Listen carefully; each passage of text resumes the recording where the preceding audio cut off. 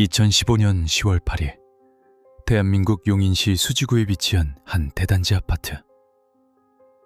계절은 가을의 문턱을 넘어 완연한 서늘함을 품고 있었고 낙엽이 조용히 바닥을 뒹구는 평화로운 오후의 정적이 단지 전체를 감싸고 있었다. 그러나 오후 4시 40분경 그 고요하고 일상적인 공간의 한복판에서 하늘의 시야를 찢어밟으며 거대한 잿빛 물체가 맹렬한 속도로 추락했다. 그것은 지상에 닿기 전까지 어떠한 마찰음도 찢어지는 비명조차 허락하지 않은 완벽한 기습이었다. 찰나의 순간 그저 둔탁하고도 끔찍한 파열음만이 아파트 단지의 정적을 박살냈을 뿐이다. 그 일격으로 인해 단지 내 화단 앞에서 쪼그려 앉아있던 한 사람의 심장 박동은 그 자리에서 영원한 정지를 선고받았고, 곁에 있던 다른 한 사람은 두개골에 치명적인 타격을 입은 채 의식을 잃고 응급실로 향하는 편도 티켓을 강제로 주게 되었다. 사건 현장에는 그 흔한 붉은 흔적이 낭자한 흉기도 매연을 뿜어내는 총구도 존재하지 않았다. 그저 18층 건물 꼭대기 어딘가에서 중력의 법칙을 타고 내려온 차갑고 거친 콘크리트 덩어리 하나가 예고 없는 영면을 선고했을 뿐이다. 대체 누가, 그리고 왜 저 아득히 높은 곳의 은밀한 장소에서 아래를 향해 보이지 않는 사형 선고를 내린 것인가? 이것은 누구도 예상치 못한 우연의 일치를 가장한 끔찍한 사고인가? 아니면 오랫동안 누군가의 내면에서 치밀하게 계산되고 징후로 빌어진 어둠 속의 심판인가? 이 기이하고도 무자비한 사건의 이면을 끝까지 파헤친 대한민국 강력팀 형사들이 어떻게 증거의 공백이라는 거대한 벽에 부딪혔고 끝내 어떻게 그 차가운 진실을 어둠 속에서 끌어올렸는지, 그 숨막히는 추적의 여정이 궁금하시다면 지금 바로 채널을 구독하시고 알림 설정을 켜주시기 바랍니다. 또한 앞으로 형사들의 시선으로 분석해주기를 원하는 또 다른 미제 사건이나 조사 기록에 이름이 있다면 댓글로 남겨주십시오. 무전망을 찢을 듯이 울려 퍼진 최초 신고자의 목소리는 일상적인 당황스러움을 넘어선 생생하고 원초적인 공포에 깊이 잠겨 있었다. 다급한 외침은 관할 경찰서 강력팀 형사들의 뇌리에 불길한 직감을 꽂아 넣었다. 사이렌의 굉음이 가을날의 평화를 찢으며 출동 차량들이 아파트 단지 입구를 가로질러 현장에 급정거했을 때 이미 그 공간은 주민들의 일상생활 구역이 아닌 엄격하게 통제된 격리 구역이자 참혹한 조사의 현장으로 돌변해 있었다. 신속하게 차량에서 뛰어내린 형사들은 일사불란하게 움직이며 주변을 통제하기 시작했다. 노란색 바탕에 검은색 글씨로 선명하게 새겨진 폴리스 라인이 차가운 가을바람에 날카롭게 펄럭이며 침묵의 진실을 묵묵히 품고 있는 중심부를 넓게 둘러쌌다. 형사들의 예리한 눈앞에 펼쳐진 현장의 광경은 일반적인 강력 사건과는 다르게 기이할 정도로 정적이고 기괴했다. 서로 엉켜붙어 싸운 격렬한 난투극의 흔적도 없었고 살기 위해 발버둥 치며 남긴 방어 흔이나 길게 이어진 도주로도 보이지 않았다. 오직 다가오는 추운 겨울을 대비하여 길고양이들을 위해 따뜻한 보금자리를 지어주려던 55세 여성과 29세 남성, 그리고 그들의 선한 의도를 단숨에 짓뭉개버린 무심한 잿빛 벽돌 한 장만이 바닥에 덩그러니 놓여있을 뿐이었다. 여성은 물리적인 타격을 입은 그 찰나의 순간에 단 한마디의 유언조차 남기지 못한 채 영원한 침묵 속으로 빠져들었고, 남성은 치명적인 두부 손상을 입고 바닥에 쓰러져 생과 사의 경계선에서 위태로운 사투를 벌이고 있었다. 현장의 전반적인 상황을 지휘하고 통제하는 베테랑 강력팀장의 시선이 바닥에 뒹구는 표면이 거칠게 일어난 시멘트 벽돌에 오랫동안 머물렀다. 그것은 누군가를 해치기 위해 대장간에서 날카롭게 베려진 특별한 도구도 아니었고, 암시장에서 은밀하게 거래되는 위험한 물건도 아니었다. 그저 어느 공사판이나 동네 한 구석에서 흔하게 굴러다닐 법한 길이 약 20cm, 무게 1.8kg 남짓의 지극히 평범하고 투박한 건축용 자재 조각일 뿐이었다. 그러나 18층 아파트라는 아득한 수직의 공간과 가속도가 붙는 중력이라는 절대적인 물리법칙이 결합하는 그 비극적인 순간, 이 무디고 평범한 물체는 그 어떤 정교하고 예리한 장치보다도 파괴적이고 치명적인 결과를 낳고야 말았다. 곧이어 현장 보존 지시에 따라 과학수사대 요원들이 머리부터 발끝까지 감싼 흰색 특수 방호복을 착용하고 무거운 장비 가방을 든 채 폴리스 라인 안으로 조심스럽게 진입했다. 그들은 훈련된 매뉴얼에 따라 현장의 침묵 속에서 기계적으로 움직였다. 고해상도 카메라의 플래시가 연속해서 번쩍이며 터졌고 현장의 모든 미세한 디테일들을 차갑고 객관적인 디지털 데이터로 박제하기 시작했다.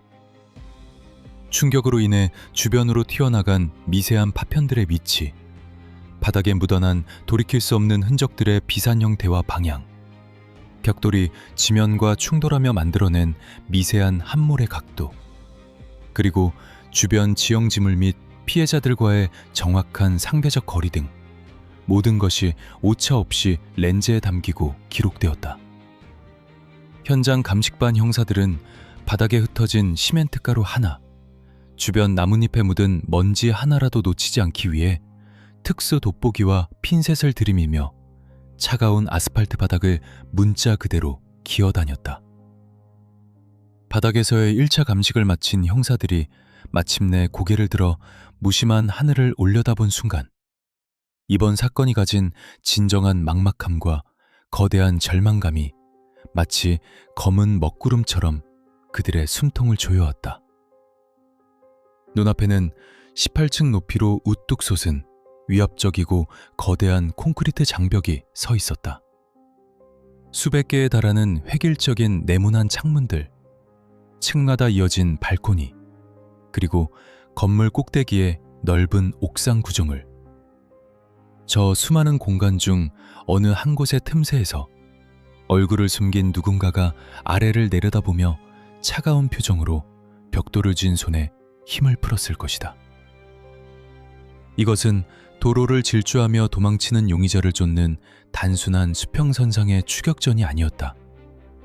하늘과 땅을 잇는 3차원의 거대한 밀실, 철저하게 위에서 아래로 내리꽂힌 수직의 통제 현장이었다. 수사 초기 인근 주민들을 대상으로 한 목격자 확보 및 탐문 수사가 즉각적으로 펼쳐졌지만 결과는 절망적이었다. 인간의 자연스러운 시선은 보통 걷고 있는 앞길이나 스마트폰이 있는 아래를 향할 뿐, 일상적인 아파트 단지에서 굳이 고개를 꺾어 18층 꼭대기를 올려다보며 걷는 이는 존재하지 않았다. 비극적인 물체가 허공을 가르며 떨어지던 그 짧은 찰나의 순간에 정확히 어느 층의 어느 창문에서 벽돌이 시작되었는지 육안으로 목격한 사람은 단 한 명도 없었다.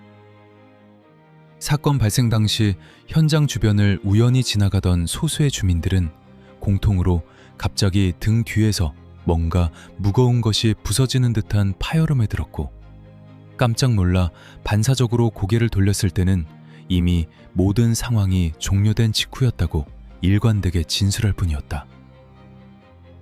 초동 수사 결과를 안고 경찰서로 복귀한 강력팀의 수사회의실은 매캐한 종이 냄새와 끝이 보이지 않는 막막함, 그리고 무거운 침묵으로 짓눌려 있었다. 가장 먼저 제기되었던 단순 사고의 가능성, 즉 건축물 노후화로 인한 외벽의 자연스러운 탈락이나 옥상 구조물의 붕괴에 의한 우발적인 참사일 가능성은 일찌감치 현장 조사에서 배제되었다. 감식 결과 사람의 시간을 정지시킨 문제의 잿빛 벽돌은 해당 아파트의 외벽 시공이나 옥상 구조물에 사용된 자재의 재질 및 규격과 확연히 달랐기 때문이다. 누군가가 명백한 의도를 가지고 외부에서 이물질을 건물 내부로 들여왔거나 혹은 베란다 화단 등 내부 어딘가에 보관하고 있던 것을 고의로 허공을 향해 낙하시킨 것이 과학적인 사실로 입증되었다. 그렇다면 이 참혹한 짓을 저지른 자는 대체 누구이며 목적은 무엇인가? 회의실 화이트보드 앞을 서성이는 형사들의 머릿속에는 프로파일링 조언을 바탕으로 한 수많은 가설과 시나리오가 어지럽게 교차하고 있었다. 피해자들을 특정하여 노린 오랜 시간 동안 치밀하게 계획된 보복성 배제 작업이었을까? 아니면 그저 세상을 향한 맹목적인 불만을 불특정 다수에게 쏟아내기 위해 무차별적으로 던져버린 비이성적 행동이었을까? 문제의 벽돌에는 행위자의 땀방울이나 각질 혹은 미세한 유전자 정보가 묻어 있을 가능성이 이론적으로는 존재했다. 하지만 벽돌 표면 특유의 거칠고 구멍이 많은 다공성 재질과 땅에 부딪히며 발생한 심한 마찰 때문에 육안으로 확인 가능하거나 지문 인식 시스템에 돌릴 수 있는 완벽한 형태의 융선을 채취하기란 모래사장에서 바늘을 찾는 것만큼이나 희박해 보였다. 지상에 명확하게 남겨진 물질적인 증거라고는 오직 가속도가 만들어낸 슬픈 결과값뿐이었다. 날이 저물고 아파트 단지에 짙은 어둠이 깔리기 시작했지만 형사들은 철수하지 않고 다시 밖으로 나섰다. 이번에는 막연한 하늘이 아니라 단지에 거주하는 모든 사람의 표정과 숨소리를 낱낱이 들여다보아야 할 시간이었다. 1동 1호부터 18층 끝호수까지 모든 세대의 거주자 명부와 방문객 기록을 강제로 확보하고 사건 발생 시점을 전후로 한 그들의 흔적과 알리바이를 하나하나 교차 검증하는 피말리는 내사의 서막이 올랐다. 주민들의 내면 깊은 곳에서는 극도의 불안감이 독버섯처럼 번져나가고 있었다. 어제까지만 해도 엘리베이터에서 웃으며 인사를 나누던 이웃 중 누군가가 사실은 저 아찔하게 높은 층의 베란다 뒤에 숨어 무자비하게 이웃의 궤도를 수정해버린 냉혹한 자일지도 모른다는 소리 없는 공포. 단지 내에는 서로가 서로를 의심하는 팽팽한 긴장감이 무겁게 내려앉았다. 누군가는 추적관의 날카로운 질문 앞에서 교묘하게 진술조서를 회피하고 있을 것이며 누군가는 두꺼운 커튼 뒤에 숨어 수사망이 어떻게 좁혀오는지 숨을 죽인 채 지켜보고 있을 것이다. 어떤 행위든 반드시 어떤 형태로든 흔적을 남기게 마련이다. 그것이 아무리 은밀하고 폐쇄적인 수직의 밀실에서 벌어진 일이라 할지라도 말이다. 현장에 남겨진 부서진 물체는 사건의 전말을 침묵으로 일관하고 있었지만 수사관들의 눈빛은 그 침묵을 깨부수고 단서를 찾아내려는 의지로 형형하게 빛나고 있었다. 그들은 진실이 숨어있을 18층이라는 거대한 은폐의 벽을 아래에서부터 하나하나 뜯어내고 허물어뜨릴 모든 준비를 마쳤다. 한 치 앞도 보이지 않는 수직의 미궁 속으로 집요하고 숨막히는 추적의 닻이 마침내 무겁게 올려진 것이다. 사건 발생 직후 허공을 가르고 내려온 잿빛 물체의 물리적인 궤적을 쫓는 작업과 동시에 관할 경찰서 강력팀은 보이지 않는 인간의 악의를 추적하는 또 다른 심리적 수사망을 넓게 펼치기 시작했다. 과학수사대가 현장의 파편들을 핀셋으로 하나하나 긁어모으는 동안 수사관들의 날카로운 직감은 사건의 이면에 도사리고 있을지 모를 치명적인 동기에 집중되었다. 아무런 예고도 없이 하늘에서 떨어진 1.8kg의 시멘트 덩어리는 단순한 불운이나 건축물의 자연스러운 노후화가 만들어낸 비극으로 보기에는 그 타이밍과 표적이 너무나도 자기적이었다. 누군가가 명확한 의도를 가지고 특정한 대상의 궤도를 영구적으로 수정하기 위해 철저하게 계산된 타이밍에 소나귀의 힘을 풀었을 가능성. 형사들은 가장 먼저 피해자들이 사건 직전 현장에서 어떤 행동을 하고 있었는지에 주목했다. 두 피해자는 다가오는 매서운 겨울 추위에 대비하여 단지 내를 떠도는 길고양이들을 위한 작은 보온용 보금자리를 만들고 있었다. 이 단순하고도 이타적인 행위는 역설적으로 현대 도심 아파트 단지라는 폐쇄적인 공동체 내에서 가장 격렬하고 뾰족한 갈등을 유발하는 뇌관이기도 했다. 이른바 캣맘과 캣맘의 활동을 극도로 혐오하는 주민들 간의 깊고 어두운 감정의 골. 강력팀은 즉각 이번 사건을 무차별적인 사고가 아닌 억눌린 증오심이 끔찍한 형태로 폭발해버린 특정한 타겟팅 사건으로 수사의 방향타를 돌렸다. 형사들의 첫 번째 타격 목표는 아파트 단지의 모든 민원과 갈등이 활자로 기록되는 심장부, 즉 관리사무소였다. 두꺼운 유리문을 밀고 들어간 수사관들은 곧바로 법원에 영장을 제시하며 최근 6개월간의 모든 민원 접수 대장, 입주민 회의록, 그리고 불만 사항이 녹음된 전화 음성 파일 전체를 압수했다. 수십 건에 달하는 먼지 쌓인 서류철과 기가바이트 단위의 디지털 데이터가 경찰서 수사회의실 책상 위로 쏟아졌다. 형사들은 밤을 지새우며 서류의 페이지를 넘겼고 녹음기에서 흘러나오는 날선 목소리들을 끝없이 청취했다. 기록된 데이터 속 아파트 단지의 모습은 평화로운 보금자리가 아니라 서로를 향한 날카로운 이빨을 숨기고 있는 조용한 전쟁터와 다름없었다. 길고양이들의 발전기 울음소리로 인한 수면방해, 배설물로 인한 악취, 차량 훼손 등을 이유로 피해자들을 향해 쏟아진 비난의 수위는 일반적인 불만을 넘어선 섬뜩할 정도의 적의를 품고 있었다. 문서를 넘기던 한 형사의 손끝이 특정 페이지에 멈춰섰다. 그 사람들이 다시 나타나면 내가 직접 조용하게 만들어버리겠다. 모두 치워버리기 전에 당장 해결해라. 와 같은 노골적이고 위험한 언사들이 문서 곳곳에 붉은색 형광펜으로 밑줄 쳐졌다. 프로파일러들은 이러한 언어적 폭력이 언제 물리적인 행동으로 전환되어 피해자들을 영원한 침묵 속으로 밀어넣었는지 그 임계점을 찾기 위해 문장과 문장 사이에 숨겨진 분노의 온도를 정밀하게 측정했다. 분석 결과 피해자들과 가장 격렬하게 대립했던 거주자 3명의 명단이 1차 용의선상에 올랐다. 이들은 과거 피해자들이 고양이 밥을 주는 현장을 직접 찾아가 고성을 질렀거나 관리사무소에 가장 빈번하게 악성 민원을 제기했던 인물들이었다. 지체할 시간 없이 형사들은 이 명단을 들고 즉각적인 대면 탐문과 내사에 돌입했다. 첫 번째 용의자는 피해자들과 같은 동에 거주하며 주차 문제와 동물들의 털 문제로 수차례 극렬한 언쟁을 벌였던 40대 남성이었다. 그는 과거 피해자들을 향해 끓는 물을 들이붓겠다는 극단적인 협박까지 서슴지 않았던 요주의 인물이었다. 차가운 금속성 책상이 놓인 경찰서 조사실로 이미 동행된 그는 형사들의 날카로운 추궁 앞에서도 억울함을 호소하며 거칠게 항변했다. 자신이 그들을 극도로 혐오했던 것은 사실이지만 사람의 호흡을 영원히 멈추게 할 만큼 선을 넘지는 않았다는 것이 그의 주장이었다.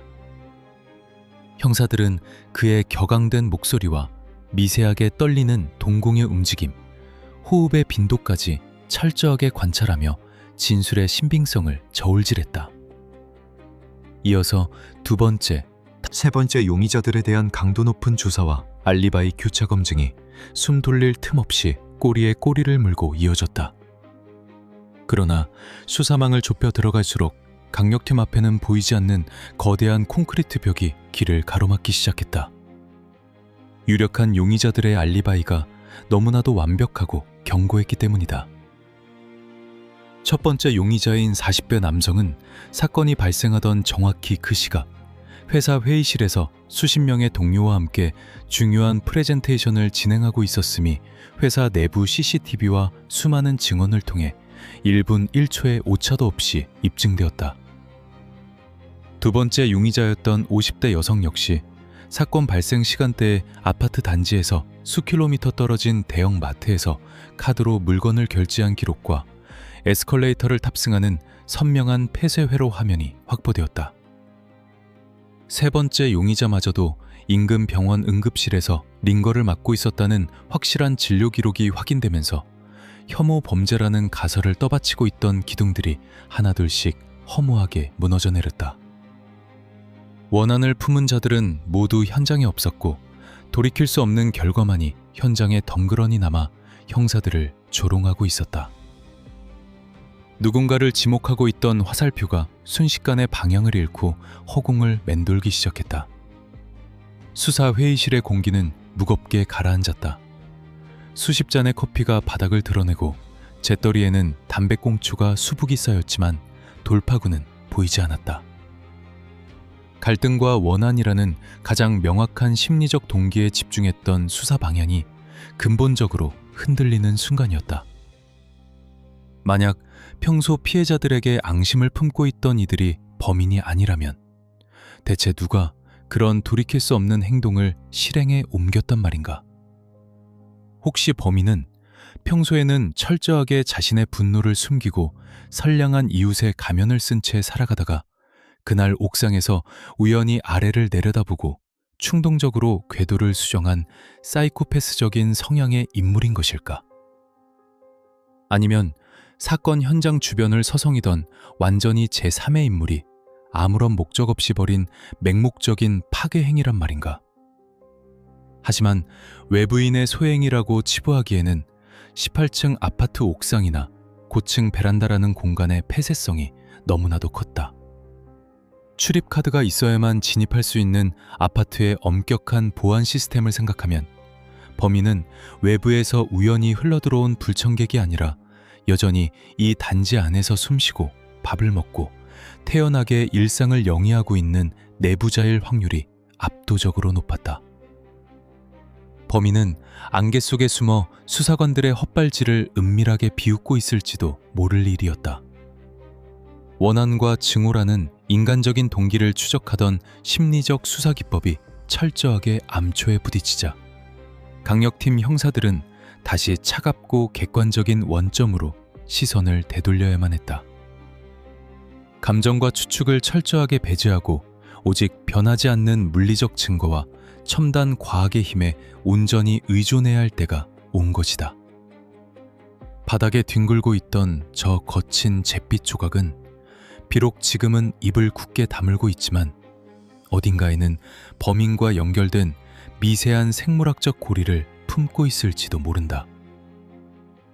형사들의 눈빛은 서서히 서류 더미에서 벗어나 국립과학수사연구원으로 특수 포장되어 보내진 그 차가운 돌덩어리의 정밀 감식 결과만을 초조하게 기다리기 시작했다.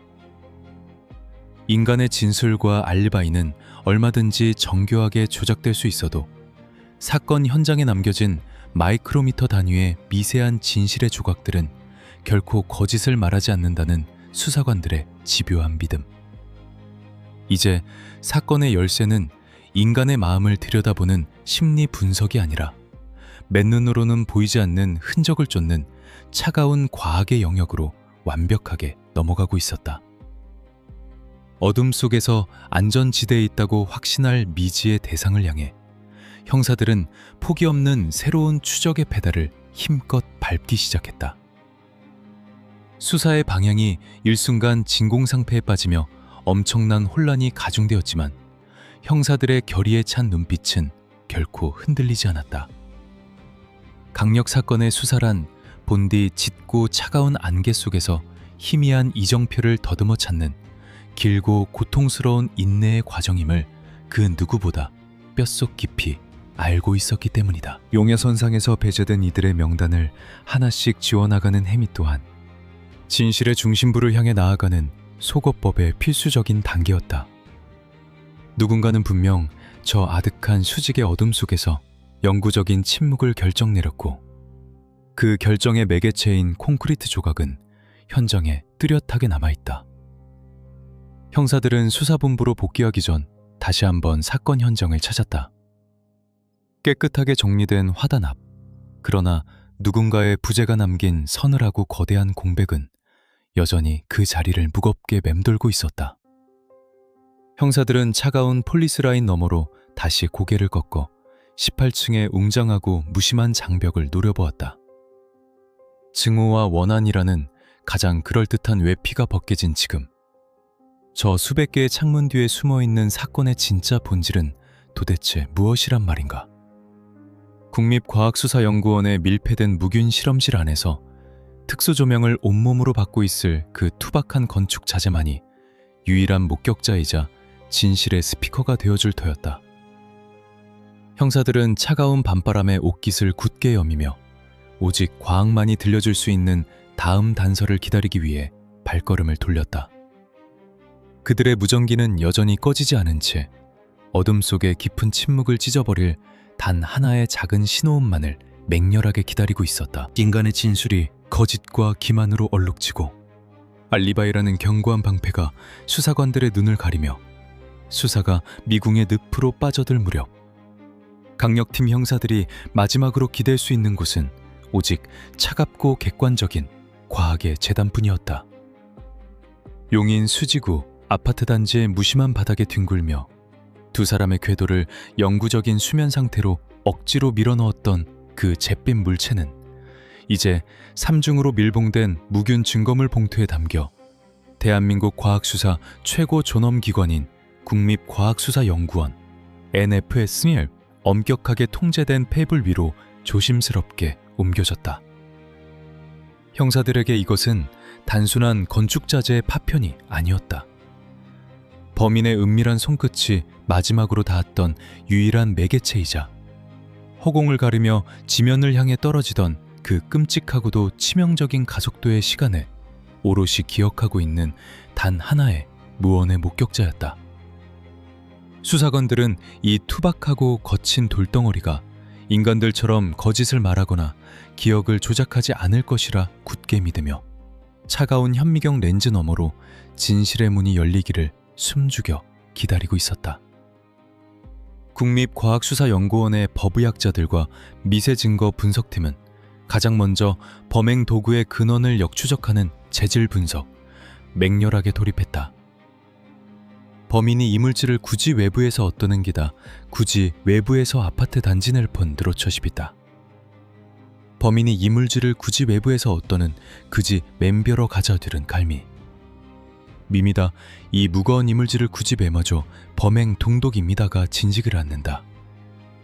중지겠지만 범인 설에만 금은수를 굳이 외부에서 파다마지고 도매되었다.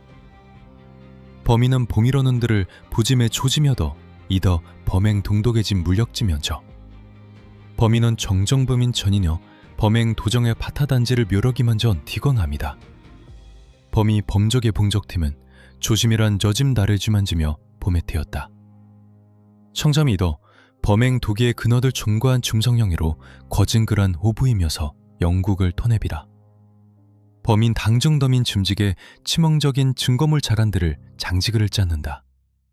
범인 중직의 증검의 봉덕이 매질 제몽 돌중대 전혀를 일잠 있었다. 범인 동독에서 범행 도금의 구짐에서 대반 정해불 웠어. 공동적문대 범행 도금의 구짐에서 파담이다. 그롱 미더담에 피었다. 아파트 단지 내부로 들여와 철저히 계획된 범행을 저지른 것인지 아니면 아파트 내부 공용 공간이나 옥상 어딘가에 오랫동안 방치되어 있던 것을 즉흥적으로 집어들고 허공으로 밀어낸 것인지 파악하는 것은 사건의 성격과 범인의 심리를 규정하는 핵심적인 첫 단추였기 때문이다. 정밀 성분 분석기와 최첨단 엑스레이 회절 분석 기법이 동원되어 콘크리트 조각의 입자 크기, 화학적 배합 비율, 그리고 미세하게 섞인 모래와 자갈의 기원까지 나노 단위로 낱낱이 해부되었다. 분석 결과는 꽤 흥미로운 방향으로 수사관들을 이끌며 첫 번째 안개막을 걷어냈다. 해당 잿빛 물체는 아파트 외벽 시공에 쓰이는 고강도 자재나 옥상 구조물의 일부가 자연적으로 떨어져 나온 파편이 절대 아니었다. 그것은 흔히 화단 조성이나 옥상의 무거운 방화문을 임시로 고정할 때 널리 쓰이는 아주 보편적이고 규격화된 일반 시멘트 벽돌이었다. 즉, 누군가가 아파트 내부 공용 공간이나 옥상 화단 혹은 자신의 개인 베란다 구석에 오랫동안 묵혀두었던 이 흔한 물체를 어느 특정한 순간에 두 손으로 집어들고 18층 아파트의 아찔한 수직 공간으로 가져가 돌이킬 수 없는 물리적 행동을 실행에 옮겼다는 명백한 증거였다. 범행 도구의 출처가 어느 정도 윤곽을 드러내자 이제 감식의 초점은 범인의 생물학적 흔적, 즉 미세 증거, 11타잔에는 숨막히는 현미경속에 격히 전환되었다. 벽돌이 인간의 손에 쥐어졌던 찰나의 순간 범인의 체온, 땀방울의 염분, 그리고 피부 각질 세포가 그 거친 시멘트 표면 어딘가에 은밀하게 이식되었을 가능성이 농후했기 때문이다. 연구원들은 외부의 모든 빛을 철저히 차단하고 실험실을 완벽한 암실로 만든 뒤 다파장 광원 11패던에 꼼꼼하게 투사하기 시작했다. 벽돌 표면의 푸른색, 보라색, 적외선, 자외선 등 파장이 각기 다른 날카로운 빗줄기들이 시멘트의 굴곡진 미세한 구멍들을 샅샅이 핥고 지나갈 때마다 연구원들은 특수 필터가 장착된 고글을 낀 채 숨소리조차 죽이며 혹시 모를 형태학적 발광 반응을 집요하게 살폈다. 이어서 잠재 지문을 현출하기 위해 닌히드린 용액 분사와 시아노 아크릴레이트 훈증 기법이라는 고도의 화학적 처리가 숨가쁘게 이어졌다. 만약 땀샘에서 분비된 아미노산이나 수분과 반응하여 단 하나의 온전한 지문 융선이라도 보라색이나 하얀색의 뚜렷한 형태로 솟아오른다면 경찰청의 전국 지문 자동 검색 시스템, 사건을 끝낼 결정적인 마스터키가 될 터였다. 그러나 첨단 과학수사대의 앞에는 시멘트 벽돌이 가진 태생적인 재질적 특성이라는 무자비하고도 잔혹한 장애물이 버티고 서 있었다. 유리나 금속과 같은 매끄러운 비다공성 표면과 달리 벽돌은 표면에 수백만 개의 미세한 구멍을 가진 전형적인 다공성 물질이다. 범인의 손가락이 아무리 강하게 닿았을지라도 지문의 고유한 형태를 구성하는 수분과 지방질 성분은 순식간에 거친 시멘트 기공 속으로 무질서하게 흡수되어 그 모양을 잃어버리고 만다. 설상가상으로 18층이라는 까마득한 수직 궤도를 따라 낙하하며 맹렬하게 발생한 공기저항, 그리고 지면의 아스팔트와 격돌하는 순간 발생한 막대한 마찰열과 파괴적인 물리적 충격은 벽돌 표면에 신락같이 남아있었을지도 모를 미세한 인간의 흔적들을 샌드페이퍼로 밀어버리듯 무자비하게 갈아 없애버렸다. 연구원들이 며칠 밤낮을 뜬 눈으로 지새우며 현재 존재하는 온갖 화학적 감식 기법을 총동원했지만 범인의 신원을 특정할 만한 유의미하고 온전한 형태의 지문은 단 한 조각도 시야규로 떠오르지 않았다. 희망의 불씨가 차갑게 식어가고 현미경 램프의 불빛마저 초라하게 느껴질 무렵 수사본부에는 다시 한번 짙고 무거운 절망의 그림자가 들이오는 듯했다. 무전기 너머로 지문 감식 실패 소식을 전해들은 형사들은 깊은 탄식을 내뱉었다. 범인은 저 거친 돌덩어리 뒤에 완벽하게 자신의 존재를 숨기고 증발해버린 형체 없는 유령인 것일까? 하지만 수많은 미제 사건의 벽을 깨부수고 진실을 끄집어냈던 대한민국 법의학자들의 지독한 집요함은 이대로 쉽게 항복을 선언하지 않았다. 온전한 형태의 지문 융선이 물리적으로 파괴되어 지워졌다면 융선 대신 땀구멍에서 떨어져 나온 보이지 않는 세포의 파편을 찾아내면 될 일이었다. 연구원들은 즉각 수사 방향을 유전자 감식으로 전면 수정했다. 그들은 고도로 살균된 멸균 면봉에 특수 DNA 추출 용액을 묻혀 벽돌의 표면 중 지면과의 마찰을 가장 적게 받았을 것으로 추정되는 측면 부위, 그리고 미세한 균열이 발생하여 파인 깊은 틈새들을 수백 번, 수천 번 조심스럽게 닦아내기 시작했다. 육안으로는 절대 보이지 않는 극미량의 상피세포, 에피텔리얼셀, 나 호흡 과정에서 튀었을 미세한 타액의 흔적을 긁어모으기 위한 그야말로 과학의 한계에 도전하는 처절한 사투였다. 찰나의 스침으로 채취된 아주 미세한 시멘트 먼지와 불순물 덩어리들은 곧바로 첨단 유전자 증폭 기술 TCR 기기에 투입되어 수백만 배로 복제되고 증폭되는 과정을 묵묵히 거쳤다. 외부와 철저히 차단된 무균 실험실의 서늘한 고요함 속에서 기계가 데이터를 처리하며 윙윙거리는 미세한 진동음만이 수사관들의 바싹 타들어가는 목을 달래주고 있었다. 시간은 피를 말리듯 느리고 무겁게 흘러갔고 며칠 뒤 국립과학수사연구원에서 관할 경찰서 강력팀으로 직통 전화를 알리는 한 통의 벨소리가 매섭게 울려 퍼졌다. 수화기 너머로 들려오는 법의학 연구원의 목소리에는 애써 억누르고 있지만 숨길 수 없는 미세한 떨림과 환희가 묻어 있었다. 지면과의 끔찍한 파차를 기적적으로 피해 살아남은 벽돌 측면의 가장 깊고 거친 미세 틈새 한 구석에서 극미량의 인간 DNA 조직이 마침내 성공적으로 검출된 것이다. 비록 채취된 상피세포의 절대적인 양이 너무나도 적어 법정에서 완벽한 증거로 채택될 수 있는 100% 완전한 유전자 지도를 완성하기에는 기술적인 한계가 존재했지만 불완전한 파편이 남아 용의자의 생물학적 성배를 특정하고 대략적인 연령대와 신체적 특징의 프로파일링을 그릴 수 있는 짙은 안개 속에서 한 줄기 강렬하게 뻗어나오는 등대와도 같은 결정적인 단서였다. 무심한 잿빛 돌덩어리가 마침내 오랫동안 머금고 있던 무거운 침묵을 스스로 깨부수고 수사관들을 향해 최초의 생물학적 고백을 뱉어낸 역사적인 순간이었다. 이로써 하나의 절대적인 진실이 증명되었다. 범인은 결코 18층 하늘에서 우연히 떨어진 유령이나 비인격적인 자연 현상이 아니었다.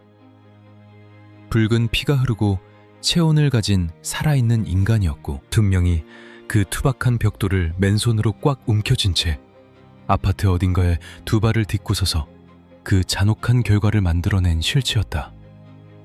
유전자 검출이라는 극적인 소식은 곧장 경찰서 수사회의실을 짓누르고 있던 차갑고 굳어있던 공기를 단숨에 뜨거운 샘물처럼 달아오르게 만들었다. 형사들의 눈빛에는 다시금 맹렬한 사냥꾼의 본능이 불타오르기 시작했다. 하지만 환희의 순간도 잠시, 강력팀 앞에는 다시 차갑고 냉혹한 현실의 벽이 가로놓여 있었다.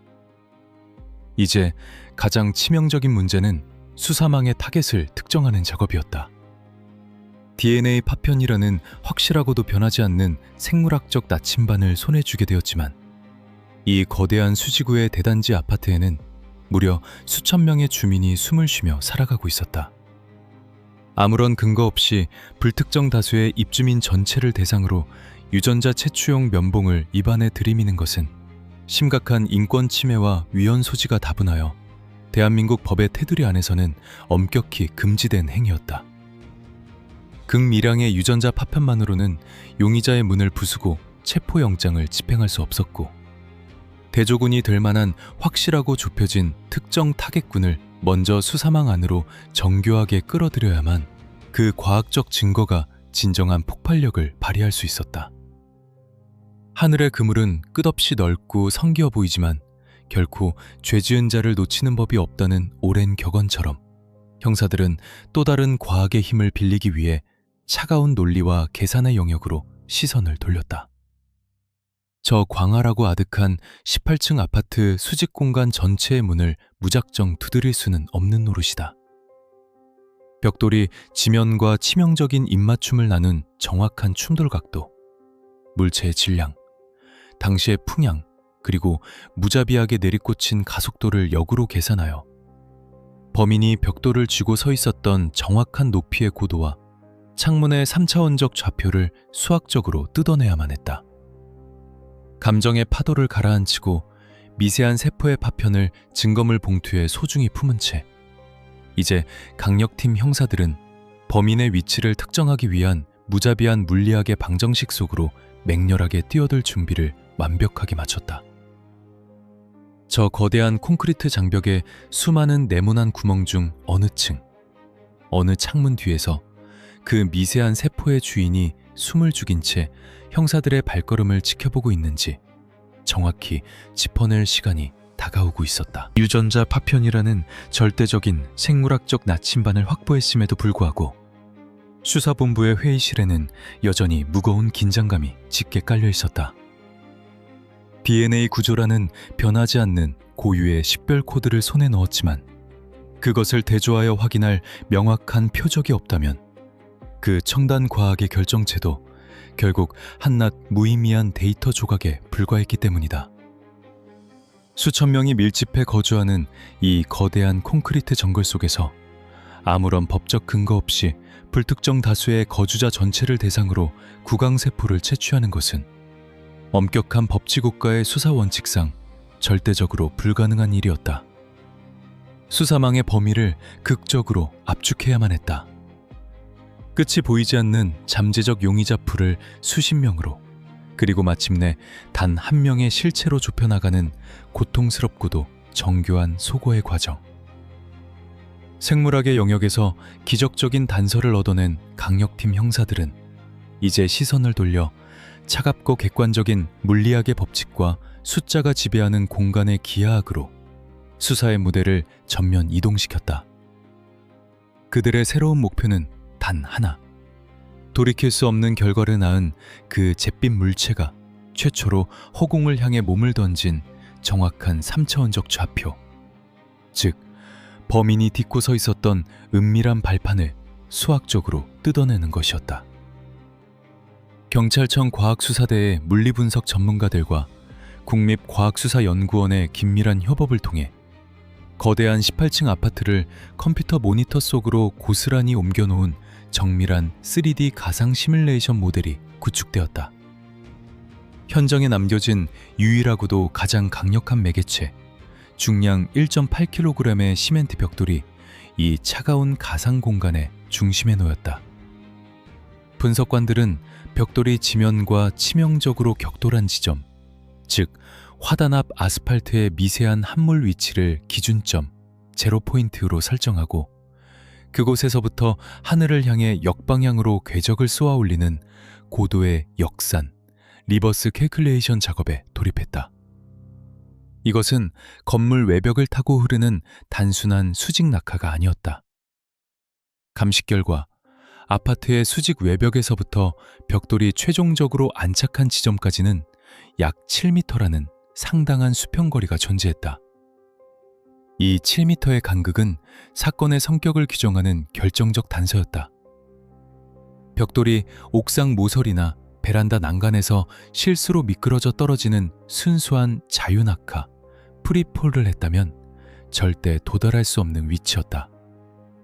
명백하게 외부 공간을 향해 누군가의 의도적인 물리적 힘이 가해진 포물선 투사운동, 파라볼릭 모션을 그리며 날아왔음이 물리학의 언어로 완벽하게 증명된 것이다.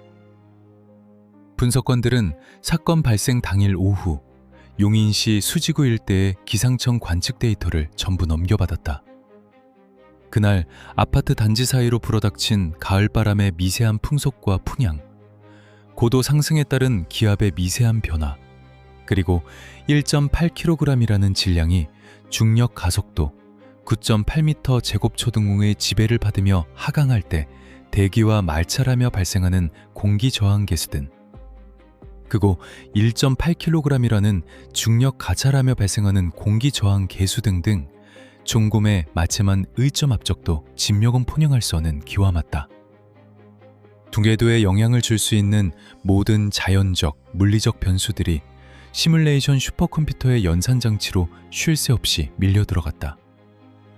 수백, 수천 번의 가상 투척 실험이 화면 속에서 무미건조하게 반복되었다.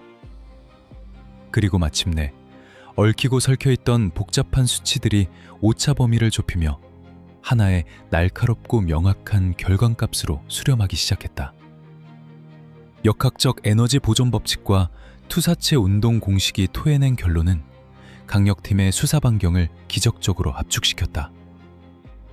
1층부터 9층 사이의 저층부에서는 아무리 건장한 성인이 온 힘을 다해 벽돌을 바깥으로 집어던진다 하더라도 외벽에서 7m나 떨어진 그 특정한 타격 지점에 도달하는 궤적을 만들어내는 것은 물리학적으로 불가능하다는 계산 결과가 도출되었다. 즉, 최초의 투척 지점은 최소 지상 10층 이상의 아득한 고층구로 완벽하게 한정된 것이다. 더욱 치명적인 분석 결과가 이어졌다. 낙하 지점과의 직선거리를 기준으로 수직의 3차원 기둥을 세웠을 때 범행이 물리적으로 가능한 장소는 사건이 발생한 동의 특정 2개 라인, 즉 5호 라인과 6호 라인의 10층부터 18층 사이, 두 앞 18세대의 베란다나 창문으로 좁혀졌다. 끝이 보이지 않던 거대한 아파트 단지에 수천 명이라는 용의자풀이 차가운 과학의 힘을 빌려 순식간에 18가구라는 완벽하게 통제 가능한 그물망 안으로 들어온 것이다. 물리학이 날카롭게 그어버린 이 좌표는 강력팀 형사들에게 거대한 콘크리트 미궁을 빠져나갈 수 있는 확실한 추적의 실타래가 되어주었다. 이제 형사들에게 남은 임무는 이 18가구라는 좁혀진 공간적 범주 안에 사건 발생 시간을 전후로 하여 그곳에 발을 들이고 숨을 쉬었던 인간의 동선을 핀셋으로 집어내듯 정밀하게 채워넣는 것이었다. 무대는 다시 형사들의 가장 끈질기고 고된 무기, 폐쇄회로 CCTV 분석이라는 기나긴 인내의 늪으로 전환되었다. 형사들은 18가구와 직접적으로 연결되는 5호, 6호 라인의 엘리베이터 내부 CCTV 카메라 영상, 그리고 1층 공동 현관문의 모든 출입 기록 및 외부 도로의 방범 카메라 데이터를 전부 압수하여 수사 회의실의 대형 스크린에 띄웠다. 벽돌이 지면에 닿았던 그 비극적인 시각을 기준으로 전후 2시간이라는 촘촘한 핵심 타임라인이 설정되었다. 수사관들의 눈빛은 먹잇감을 노리는 심야의 사냥꾼처럼 형형하게 빛났고 스크린 속에서 소리 없이 재생되는 흑백의 프레임 하나하나를 해부하듯 뜯어보기 시작했다. 수십 개의 눈동자가 화면에 고정된 채 엘리베이터의 붉은 층수수 표시기가 10층 이상에 머무는 모든 찰나의 순간이 기록되었고 그 시간대 엘리베이터를 탑승하거나 고층부에서 내린 모든 인물의 인상착의가 캡처되어 방대한 데이터베이스로 구축되었다. 단지 내 거주민 등록 대장의 사진 정보와 화면 속 픽셀로 쪼개진 인물들의 얼굴을 일일이 대조하는 지루하지만 단 한치의 오차도 허용될 수 없는 피말리는 교차 검증 작업이 며칠 밤을 새워가며 끈질기게 이어졌다. 음식 배달원, 택배기사, 하교하는 학생, 귀가하는 거주민 등 수많은 인간의 동선이 화면 속에서 거미줄처럼 얽히고 설켰지만 형사들의 날카로운 필터링 시스템은 사건과 무관한 완벽한 알리바이를 가진 이들을 하나씩 신속하고 차갑게 소고해 나갔다. 10층 위로 올라갔다가 사건 발생 시점 이전에 명확히 건물을 빠져나간 자들, 사건이 종료된 한참 후에야 모습을 드러낸 자들이 붉은 펜으로 명단에서 지워졌다. 그 지독한 소고의 과정 끝에 수사관들의 예리한 시선에 치명적인 이질감을 뿜어내는 극소수의 동선이 마침내 포착되었다. 사건 발생 직전의 시간대에 10층 이상의 고층부 엘리베이터에서 내렸으나 사건 발생 직후까지 1층 밖으로 빠져나간 기록이 전혀 존재하지 않는 인원들. 즉, 그 끔찍한 가속도의 시간이 흐르는 동안 5호, 6호 라인의 10층 이상이라는 완벽한 용의선상 공간 안에 쥐도 새도 모르게 머물러 있었던 몇몇의 인물들이 특정된 것이다. 그 차가운 명단에 이름을 올린 자들 중 누군가는 분명 그 서늘한 베란다 창문을 은밀히 열고 아래를 내려다보며 자신의 손에 쥐어져 있던 잿빛 심판을 허공으로 밀어낸 장본인이었다. 물리학의 차가운 방정식이 지목한 3차원 공간의 좌표와 디지털 보안 기기가 무심하게 기록한 인간의 궤적이 하나의 날카로운 점으로 완벽하게 교차하는 순간이었다. 접근조차 불가능해 보이던 아찔한 수직의 절벽은 이제 경찰의 촘촘한 수사망에 완벽하게 포위된 좁은 사각의 링으로 견모했다. 게다가 형사들의 서류 가방 안에는 이미 그 미지의 인물이 세상에 남긴 절대적인 생물학적 서명, DNA 파편의 분석 결과가 무거운 침묵 속에서 잠들어 있었다. 타겟은 5호, 6호 라인, 10층부터 꼭대기층까지다. 해당 세대 전원, 대면 탐문 및 구강 상피세포 채취 동의서 확보, 지금 즉시 실시한다. 강력팀장의 낮고 묵직한 지시가 떨어지기가 무섭게 형사들은 무전기와 수첩, 그리고 진실을 열어젖힐 결정적 마스터키인 유전자 채취 키트를 챙겨 들고 일제히 자리를 박차고 일어났다. 오랫동안 18층의 짙은 어둠 속에서 숨죽이고 있던 그 차가운 진실의 문을 이제 직접 물리력으로 두드리고 부숴버릴 시간이 마침내 도래한 것이다. 가을바람을 매섭게 가르는 형사들의 차량 엔진 소리가 잿빛 아파트 단지를 향해 다시금 맹렬하게 쇄도하기 시작했다. 거대한 미스터리 퍼즐의 가장 핵심적인 조각들이 제자리를 향해 무서운 속도로 빨려 들어가고 있었다. 물리학의 차가운 계산이 만들어낸 18가구라는 비좁은 사각의 링 안으로 마침내 강력팀 소속 베테랑 형사들이 무거운 발걸음을 내디뎠다. 엘리베이터의 서늘한 금속성 문이 10층에서 열리며 본격적인 도어 투 도어 탐문 수사에 막이 올랐다. 타겟은 명확했다. 5호와 6호 라인, 10층부터 18층 꼭대기까지 수직으로 이어지는 폐쇄된 밀실들. 형사들은 2명씩 조를 이뤄 복도를 장악했고 거주민들의 평온한 일상을 단숨에 깨트리는 육중한 노크 소리가 콘크리트 복도를 타고 무겁게 울려 퍼졌다. 이것은 단순한 질문과 답변이 오가는 일상적인 대화가 아니었다. 문이 열리는 찰나의 순간 거주자의 방어 기제가 채 작동하기 전에 무방비 상태로 드러나는 최초의 표정, 눈동자의 미세한 흔들림, 불규칙한 호흡의 가파름, 그리고 무의식적으로 문고리를 쥐고 있는 손가락의 압력까지 낱낱이 해부하는 고도의 심리전이자 현장 프로파일링의 연속이었다.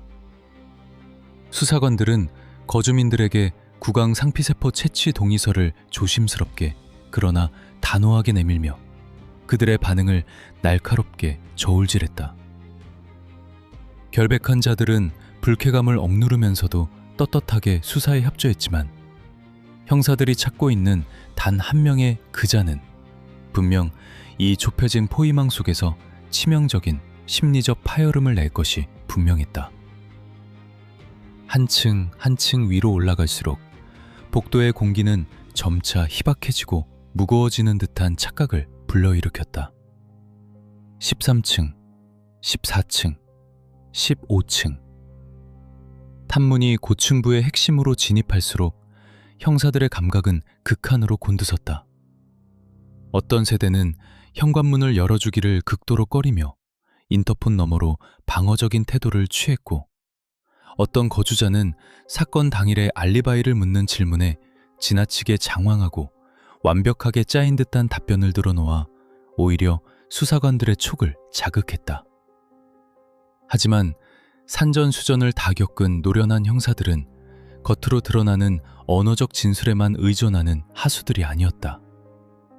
그들은 현관문 틈새 너머로 훔쳐본 집안의 전반적인 구조, 베란다 쪽 화단의 관리 상태, 그리고 신발장에 아무렇게나 놓인 신발의 종류와 흙먼지의 유무 등을 시선의 사각지대에서 카메라 렌즈처럼 빠르게 스캔하며 범인의 프로파일과 실시간 교차 검증을 진행했다. 그러나 몇 시간을 훌쩍 넘긴 강도 높은 압박 탐문에도 불구하고 이 사람이다라는 확신을 주는 결정적인 단서는 쉽게 수면 위로 떠오르지 않았다. 아파트 전체가 불안과 공포에 떨고 있었지만 영구적인 침묵을 집행한 자가 뿜어내는 특유의 탁하고 서늘한 기운은 명확하게 감지되지 않았다. 용의자는 자신의 내면을 완벽하게 통제하고 있는 차가운 얼음 같은 존재이거나 아니면 형사들이 지금까지 그려왔던 범죄자의 모습과는 완전히 다른 이질적인 형태의 가면을 쓰고 있는 것이 틀림없었다. 대면 탐문 수사가 팽팽한 교착 상태의 늪으로 빠져들 무렵 현장 감식반 요원들과 일부 강력반 형사들은 방향을 틀어 아파트의 가장 높은 정점 18층의 어두운 계단 끝에 위치한 옥상의 무거운 철문을 거칠게 열어젖혔다. 차가운 가을바람이 매섭게 몰아치는 옥상은 물리학적 역산 시뮬레이션이 지목한 사건의 유력한 시작점 중 하나였다. 베란다 창문뿐만 아니라 옥상 가장자리의 열린 공간 역시 완벽한 투척 궤도를 형성할 수 있는 치명적인 포인트였기 때문이다. 흰색 방호복을 입은 과학수사대 요원들은 옥상의 거친 콘크리트 바닥과 난간을 다파장 광원과 특수 돋보기로 샅샅이 훑으며 먼지 한 톨, 머리카락 한 가닥까지 집요하게 파고들었다. 그리고 마침내 옥상 외곽을 아슬아슬하게 둘러싸고 있는 높이 1.2m 남짓의 낡은 콘크리트 턱에서 모두의 시선을 얼어붙게 만드는 미세하지만 결정적인 흔적을 찾아냈다. 오랜 세월 퇴적된 검은 흙먼지 위로 무언가 거칠고 묵직한 물체가 바깥의 허공을 향해 강하게 밀리며 지나간 뚜렷하고 신선한 마찰은 이 선명하게 남아있었던 것이다. 그 긁힌 자국의 폭과 물리적인 형태는 놀랍게도 국과수에 보관된 그 잿빛 벽돌의 측면 규격과 소름 끼치도록 완벽하게 일치했다. 여기입니다. 궤도가 시작된 정확한 발사점. 감식반원의 낮게 깔린 건조한 목소리에 흩어져 있던 형사들이 일제히 옥상 가장자리로 모여들었다. 바로 이 아찔한 지점에서 누군가가 벽돌을 얹어두고 18층 아래의 아득한 지면을 조준한 뒤 차갑게 소나귀의 힘을 풀어버린 것이다. 하지만 수사관들을 진정으로 얼어붙게 만든 놀라움은 거기서 끝나지 않았다. 벽돌이 거칠게 쓸고 지나간 마찰은 바로 아래 옥상 바닥의 옅은 모래먼지 위로 희미한 발자국들이 불규칙하게 어지럽혀져 있었다. 정밀 카메라의 셔터가 연신 터지고 즉각적인 족적, 감식이 이루어졌다. 그런데 족적의 형태와 크기를 분석하던 과학수사대 요원의 미간이 깊게 파이며 짙은 당혹감이 얼굴에 서렸다. 형사들의 머릿속에는 지금껏 피해자들을 향한 깊은 혐오와 사회적 원한을 품은 건장한 성인 남성이나 도끼 품은 성인 여성의 잔혹하고 계획적인 행동이라는 프로파일이 단단하게 뿌리내리고 있었다. 하지만 렌즈 너머로 확대되어 드러난 먼지 속의 발자국은 수사관들의 상상을 비웃듯 너무나도 이질적이었다. 지면에 가해진 체중의 압력 분포, 짧은 보폭, 그리고 무엇보다 신발 밑창의 전체적인 크기를 종합해 보았을 때 그것은 결코 다 큰 어른의 물리적 신체 조건과 부합하지 않았다. 그것은 아직 뼈가 굳지 않은 한참 성장기에 있는 초등학생 또래 어린아이의 운동화가 남긴 뚜렷한 흔적이었다. 작고 여린 발자국. 이 전혀 예상치 못한 기괴한 물리적 증거의 출현은 수사팀 전체의 이성에 거대한 인지 부조화를 십자포화처럼 쏟아부었다. 고작 10살 남짓의 어린아이가 그토록 치밀한 사리를 품고 무거운 건축자재를 18층 꼭대기에서 내던졌단 말인가? 아니면 혐오에 사로잡힌 진짜 범인인 성인이 경찰의 족적 수사망을 교란하고 알리바이를 조작하기 위해 고의로 아이의 작은 신발을 손에 끼우고 현장에 위장 흔적 남겨둔 악랄한 속임수인가? 수많은 모순된 가설들이 옥상의 찬바람 속에서 소용돌이 치는 가운데 정적을 찢으며 무전기를 통해 관할서 수사본부로부터 다급하고도 묵직한 호출이 울려 퍼졌다. 관장님, 국과수에서 긴급 데이터 넘어왔습니다. 10층부터 18층까지 5, 6호 라인 거주민들을 상대로 강도 높게 채취했던 구강 상피세포의 신속 DNA 대조 결과가 마침내 형사들의 손에 떨어지는 순간이었다. 기적처럼 벽돌 측면의 깊은 틈새에서 긁어냈던 그 극미량의 유전자 파편이 방금 전 형사들이 굳은 얼굴로 문을 두드리고 지나갔던 18가구 중 어느 특정 세대 거주민의 유전자 지도와 오차없이 완벽하게 겹쳐진다는 과학의 절대적인 선고가 내려졌다. 무전기 너머로 상황실장이 불러주는 특정 동, 특정 호수의 숫자가 옥상의 차가운 공기를 날카롭게 가르며 형사들의 고막에 정확히 꽂혔다. 그 주소지는 방금 전 옥상에서 발견된 그 이질적이고 작은 발자국과 놀라울 정도로 소름 끼치는 교집합을 가지고 있는 집이었다. 혼란스럽게 흔들리던 형사들의 눈빛이 일순간 어떠한 타협도 없는 서늘한 단호함으로 얼어붙었다. 18층 옥상 철문을 거칠게 닫아버린 그들은 지체 없이 비상계단을 향해 몸을 던지며 뛰어내려가기 시작했다. 무거운 형사들의 발소리가 콘크리트 계단을 쾅쾅 울리며 사건의 심장부를 향해 돌진했다. 징후범죄라는 최초의 심리적 가설의 처참한 붕괴, 차가운 물리학이 지목한 변함없는 수직 좌표, 옥상의 미세한 긁힘과 너무나도 작은 족적, 그리고 결코 거짓을 말하지 않는 유전자의 일치. 제각각 흩어져 안개 속을 헤매던 증거의 파편들이 마침내 하나의 완벽하고도 잔혹한 퍼즐로 꿰어 맞춰지고 있었다. 마침내 타겟으로 지목된 굳게 닫힌 현관문 앞에 선 강력팀 형사들은 무전기의 전원을 끄고 거친 숨을 깊게 골랐다. 이 두꺼운 철문 너머에는 수사관들의 모든 상식과 논리를 완전히 산산조각 내버릴 너무나도 끔찍하고 시린 진실이 몸을 웅크린 채 그들을 기다리고 있었다. 수사관의 거친 주먹이 마침내 운명의 철문을 거세게 두드렸다. 강력팀 수사관들이 비장한 각오로 두드렸던 18층 아파트의 굳게 닫힌 현관문이 마침내 열렸을 때 그들을 맞이한 것은 상상조차 하지 못했던 너무나도 평범하고 일상적인, 그래서 더욱 이질적이고 충격적인 풍경이었다.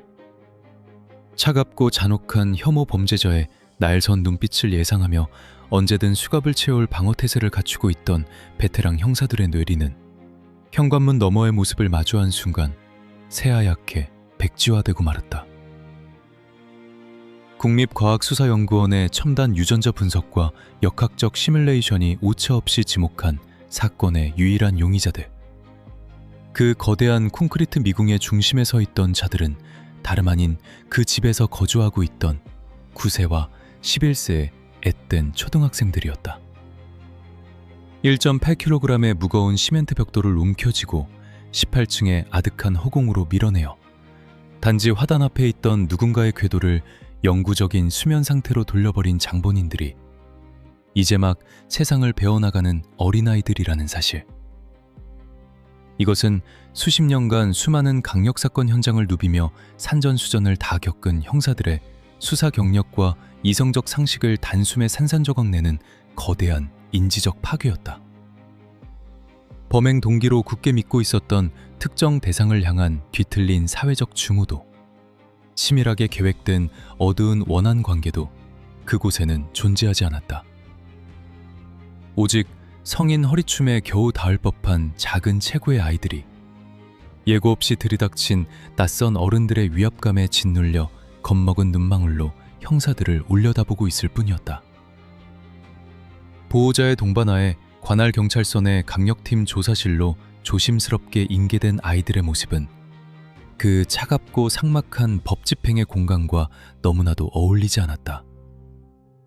늘 극악무도한 범죄자들의 교묘한 거짓말과 거친 변명, 그리고 날선 진술 교차 검증이 오가던 취조실의 무거운 공기는 아이들의 불안한 숨소리와 보호자의 억눌린 흐느낌으로 채워지며 기괴한 엇박자를 자아냈다. 강력팀 소속 최고의 프로파일러와 아동 심리 행동 분석관이 긴급하게 투입되었다. 그들은 위압적인 수사관의 딱딱한 외피를 벗어던지고 최대한 부드럽고 차분한 목소리로 아이들의 굳게 닫힌 입술을 열기 위해 조심스럽게 다가갔다. 이것은 범죄 사실을 억지로 자백받기 위한 차가운 신문이 아니라 도대체 어떻게 그런 돌이킬 수 없는 파괴적인 결과가 탄생하게 되었는지 그 비극적인 메커니즘의 근원을 이해하기 위한 처절하고 고통스러운 대화의 시작이었다. 아이들의 진술은 파편화되어 있었고 강한 방어 기제로 인해 때로는 현실과 두려움의 경계가 모호해지는 듯했지만 분석관들의 끈질기고 섬세한 심리적 퍼즐 맞추기 끝에 그날 오후 18층 옥상에서 벌어졌던 사건의 전말이 마침내 서늘한 본 모습을 드러내기 시작했다. 조사실의 묵직한 공기를 가르고 아이들의 입에서 흘러나온 그날의 진실은 수사관들이 그동안 밤을 새워가며 복잡하게 세워왔던 모든 범죄 행동 시나리오를 비웃듯 너무나도 단순했다. 그리고 역설적으로 그 완벽한 단순함 때문에 뼛속까지 시리도록 잔혹했다. 사건 당일 학교 정규 수업을 마치고 집으로 돌아온 아이들은 일상적인 지루함을 달래기 위해 평소 출입이 제한되어 있던 아파트 옥상으로 호기심 어린 발걸음을 옮겼다. 그곳에서 아이들의 맑은 시선에 띈 것이 바로 옥상 화단 구석에 방치되어 있던 잿빛 시멘트 벽돌과 부러진 나뭇가지였다. 아이들의 머릿속을 스치고 지나간 것은 누군가를 향한 맹렬한 파괴 충동이나 억눌린 사회적 불만이 아니라 학교 과학 시간에 배웠던 중력과 낙하 운동에 대한 아주 순수하고도 치명적인 호기심이었다. 무거운 벽돌과 가벼운 나뭇가지를 높은 곳에서 동시에 떨어뜨리면 어떤 것이 먼저 바닥에 닿을까? 이 천진난만한 학구적인 의문 하나가 바로 모든 비극을 점화시킨 메인 스위치였다. 어떠한 악의도, 특정한 타겟에 대한 혐오도 그 공간에는 전혀 개입되지 않았다.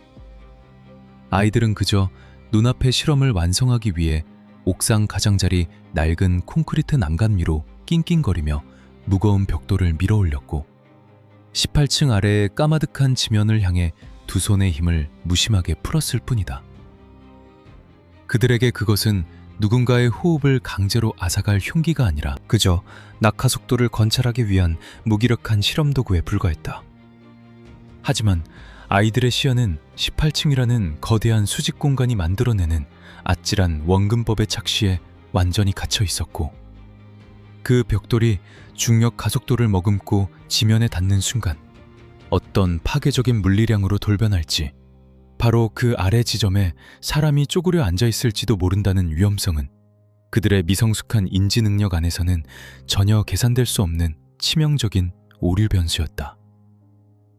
물체가 허공을 가르며 시야에서 까마득히 멀어진 직후 지상에서 메아리쳐 올라온 둔탁한 파열음과 누군가의 다급한 비명은 옥상 위의 아이들에게도 전혀 예상치 못한 거대한 공포의 해일로 덮쳐왔다.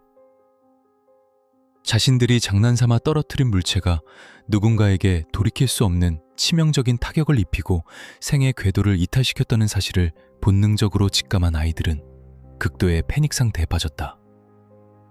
그들은 곧바로 옥상에서 계단을 미친 듯이 뛰어내려와 자신의 방 안에 몸을 웅크린 채 이 거대하고 두려운 사태가 무사히 지나가기만을 숨을 죽이고 기다렸던 것이다.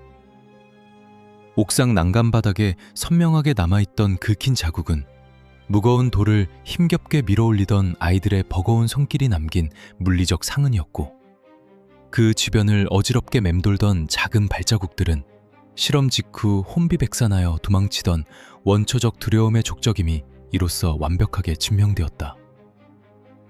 조사실의 매직미러 너머로 이 믿기 힘든 진술 과정을 처음부터 끝까지 묵묵히 지켜보고 있던 강력팀 형사들의 어깨가 무겁게 짓눌렸다. 차라리 사회에 깊은 앙심을 품은 소시오패스의 계획적인 타겟 범죄였다면 분노의 맹렬한 방향이라도 명확했을 것이다. 하지만 철저하게 악의가 배제된 순수한 무지함과 통제되지 않은 호기심이 한 사람의 선량한 이웃을 영원히 돌아올 수 없는 차가운 곳으로 매몰시켜버리는 참혹한 결과를 낳았다는 사실은 수사관들의 마음을 참담하게 찢어놓았다.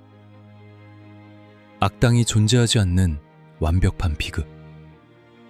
가해자는 분명히 존재하나 그 내면에 법의 이름으로 징벌해야 할 선명한 악의 형태는 부재하는 이 기괴하고 역설적인 상황 앞에서 수십 년간 숱한 죽음을 마주하며 강철처럼 단련되어 온 형사들의 이성마저도 길을 잃고 짙은 안개 속을 헤매었다.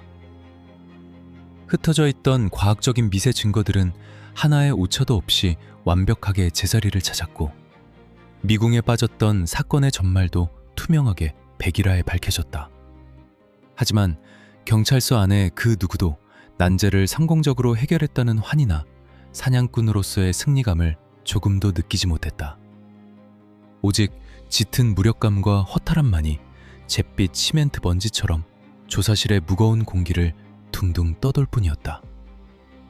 그러나 수사관들의 내면적인 감정의 붕괴와는 별개로 경찰은 엄연한 국가의 법 집행기관으로서 이 돌이킬 수 없는 중대한 사태에 대한 공식적인 사법적 절차의 톱니바퀴를 기계적으로 돌려야만 했다.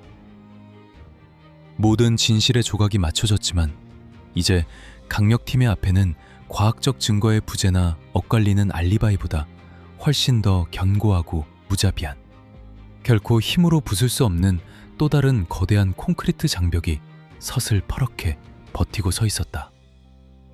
그것은 바로 형법이라는 이름의 차갑고도 건조한 활자들이었다. 비극적인 진실이 고스란히 담긴 수사 보고서 앞에서도 대한민국의 법의 잣대는 한치의 감정적 동요 없이 오직 조문에 따라 작동할 준비를 마치고 있었다. 옥상에서 벽돌을 직접적으로 놓아버린 핵심 행위자의 나이는 고작 만 9세.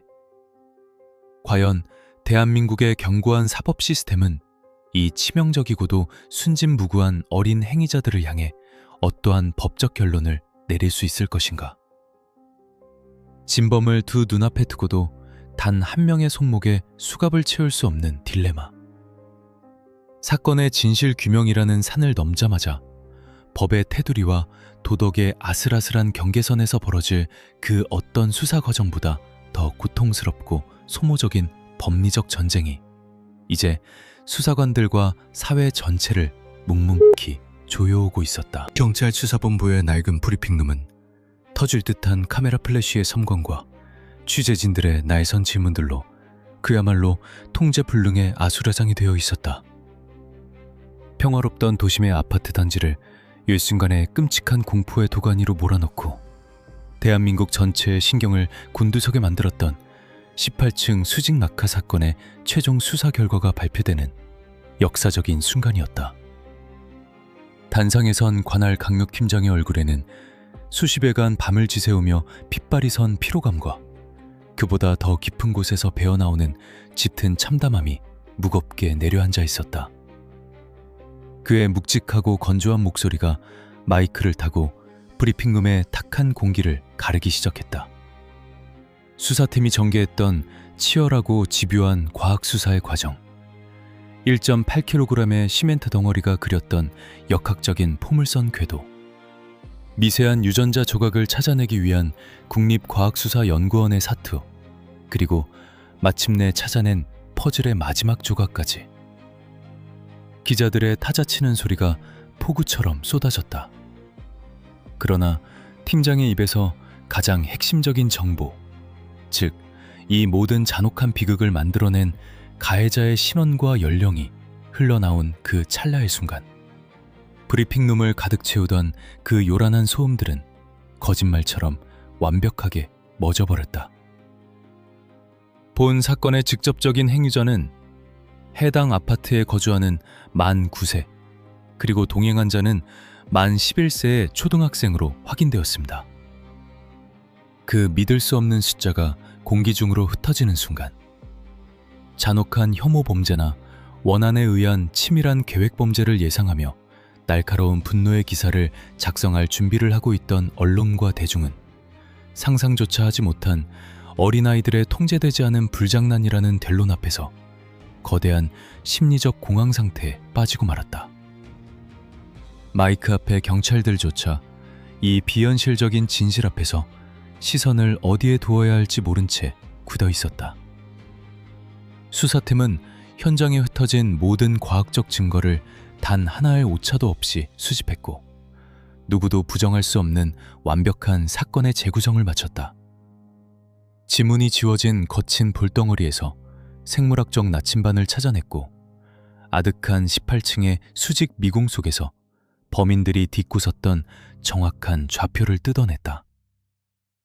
형사로서 그리고 진실을 추적하는 사냥꾼으로서 그들은 자신들에게 부여된 임무를 그 어떤 사건보다 완벽하게 수행해냈다. 그러나 형사들의 책상 위에 놓인 두꺼운 사건 기록철의 가장 마지막 페이지는 범죄자를 올가매는 체포영장이나 구속수사라는 통쾌하고 정의로운 마침표 대신 너무나도 차갑고 무기력한 법률 용어들로 억지로 채워져야만 했다. 대한민국의 형법이라는 거대하고 견고한 성벽 앞에서는 수사관들이 피땀 흘려 벼려낸 아무리 날카로운 진실의 검이라도 허무하게 튕겨나갈 뿐이었다. 사건의 직접적인 원인을 제공하고 벽돌을 허공으로 밀어내어 한 사람의 궤도를 영구적으로 정지시킨 만 9세 아이는 대한민국 형법상 완전한 형사 미성년자 중에서도 가장 어린 연령대에 속했다.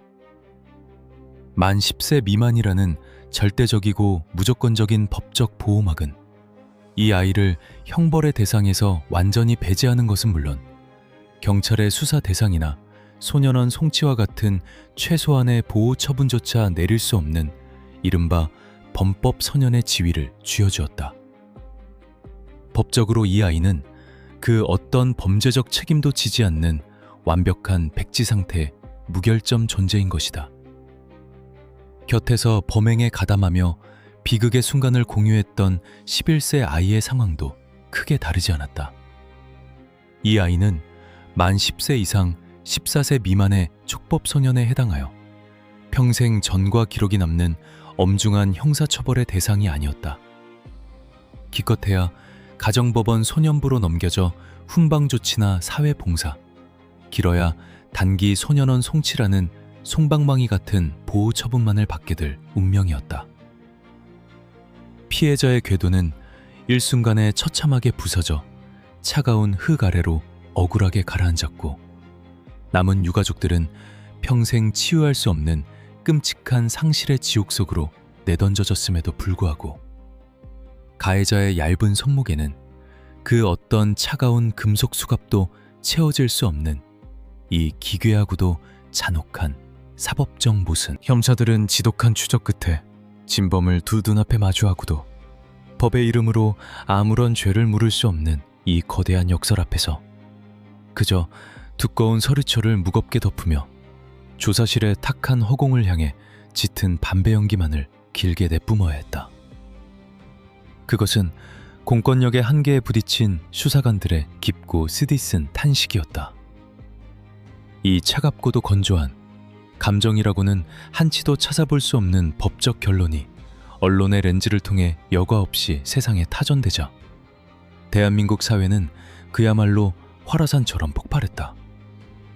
인터넷 포털 사이트의 뉴스 댓글창과 각종 소셜미디어는 사법부의 맹목적인 무기력함과 현실을 반영하지 못하는 낡은 소년법의 맹점을 규탄하는 수백만 개의 분노 어린 활자들로 피처럼 붉게 물들었다. 단지 생물학적인 나이가 어리다는 이유 하나만으로 타인의 고귀한 생명을 무참히 앗아간 돌이킬 수 없는 파괴적 행위가 법의 심판대를 너무나도 유유히 아무런 상처 없이 빠져나갈 수 있다는 사실은 대중들의 보편적인 법감정과 도덕적 기준에 치명적이고도 깊은 내상을 입혔다. 대체 누구를 위한 법인가? 죽은 자의 인권보다 살아있는 어린 가해자의 갱생이 우선시 되어야만 하는가? 라는 맹렬하고 본질적인 질문들이 온 오프라인을 가리지 않고 들불처럼 번져나갔다. 온라인에서의 분노는 곧바로 거친 오프라인의 현실로 쏟아져 나왔다. 청와대 국민청원 게시판에는 낡고 모순된 소년법을 즉각 폐지하고 형사 미성년자의 연령 기준을 현실에 맞게 대폭 하향 조정하라는 핏발선 청원글이 쇄도하며 단숨에 수십만 명의 동의를 얻어내어 정부의 공식적인 답변을 강제해냈다. 사건이 발생했던 용인시 수지구 아파트 단지 앞에서는 억울하게 눈을 감은 피해자의 넋을 위로하고 붕괴한 사법 시스템의 전면적인 개혁을 촉구하는 시민들의 촛불 집회가 밤늦도록 이어졌다. 여의도 국회의사당 앞과 대법원 청사 앞에서는 연일 정치권과 보수적인 법조계를 향한 비판의 목소리가 거대한 확성기를 타고 날카롭게 울려 퍼졌다. 옥상에서 벌어진 아이들의 단순하고 무지한 호기심, 그 한순간의 일탈로 조용히 묻힐 뻔했던 아파트 화단 앞의 참혹한 비극은 이제 대한민국 사회 전체의 사법체계의 근간을 흔들고 법적 정의의 진정한 의미를 묻는 거대한 태풍의 눈으로 진화해버린 것이다. 거리는 대중들의 뜨거운 분노와 제도 개혁을 향한 목소리로 용광로처럼 달아올랐지만 이 모든 혼란의 시발점이었던 사건을 가장 최전선에서 직접 파헤쳤던 관할 강력팀 형사들의 넓은 등 뒤에는 오직 서늘하고 무거운 무력감만이 깊고 짙게 드리워져 있었다. 그들은 범인을 잡겠다는 일념 하나로 18층 아찔한 고공에서 떨어지는 투사체의 물리적 궤적을 며칠 밤낮을 세워가며 역산했고 맨눈으로는 보이지도 않는 극미량의 유전자 조각을 찾아내기 위해 숨막히는 현미경 렌즈 앞에서 수천 번 눈을 깜빡였다. 수많은 이웃의 엇갈리는 진술과 두꺼운 알리바이의 장벽을 지독한 탐문 수사로 허물어뜨리며 마침내 그 아찔하고 기막힌 진실의 문을 직접 열어젖혔다. 경찰 수사관으로서 사회가 요구하는 모든 임무를 과학과 이성의 힘을 빌려 단 한치의 오차 없이 완벽하게 수행해냈다. 그럼에도 불구하고 사건 파일의 마지막 보장을 찍는 그들의 심장 한구석에는 도저히 무엇으로도 채워지지 않는 거대한 싱크홀이 뚫린 듯한 끔찍한 공허함이 무겁게 자리 잡고 있었다.